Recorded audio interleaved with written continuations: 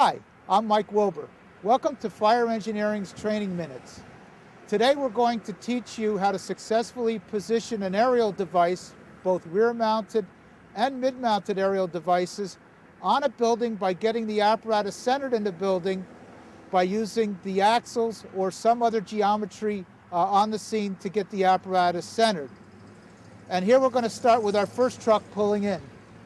As the apparatus pulls in, the operator is going to start his size up on the building. He's going to look at side D. He's looking for any smoke, fire, any people that might be entrapped.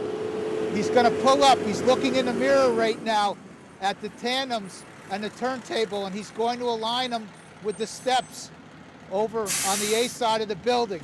As the operator gets out, the operator is then going to check the AB corner, the B side of the building, again for fire, smoke, or any people that may be entrapped. Seeing that nobody's entrapped and wanting the apparatus in the center of the building, we're now going to set the apparatus up for maximum scrub area. Understanding that fire conditions, the location of civilians that are entrapped, smoke exposures are all going to dictate as to where and how the apparatus is going to be positioned. But to get a center position on the building like this, the turntable needs to be in line with the center of the building, and the best way to achieve that is by looking in the right side mirror and aligning the tandems just past that object. And as you can see from this shot, the apparatus is going to be perfectly centered in the building. For this positioning exercise, we're going to use a mid-mounted tower ladder. As it relates to the first exercise using a rear-mounted aerial, this is going to be vastly different. In the aerial exercise, you remember that we used the tandem axle to judge in relationship to the front step here as to where the apparatus needed to be positioned in order to cover the front of the building and be centered. In the case of the mid-mounted tower, obviously the turntable is not by the tandem axle, but it's actually between the tandem axle and the front axle. And so the operator is going to look in his mirror, and the big outrigger arm that's alongside the truck right by the turntable is going to be the point where he is going to try to center that on the stairs behind me in order to get centered on the building. As the apparatus approaches, the apparatus operator is going to start his building size up, starting with side D. The operator is looking for smoke, fire, any potential victims that are entrapped in the building. He's going to be now looking in his mirror, trying to take the outrigger arm and put it right up by the steps to get centered in line with the building. As you can see, the outrigger arm is directly in line with the turntable, and that's what we're after. He pulls up, kicking the cab out of the way, leaving enough room for the outriggers and the jacks to go down.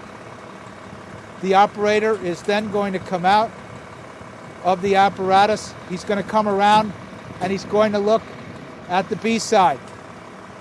And he's looking at the B side again to complete his size up, to look for any smoke, any fire, or any potential victims trapped. Obviously, if there were victims trapped, he would have to pull the apparatus up.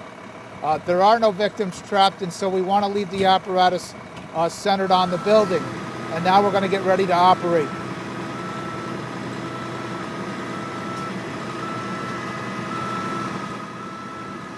As you've seen in the last two evolutions, mirror driving is very difficult. However, it's not impossible.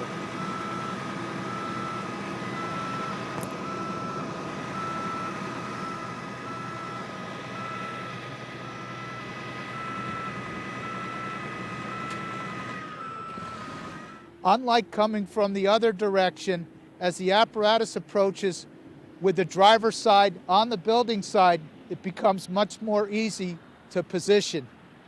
The apparatus operator no longer has to mirror drive and use the mirrors.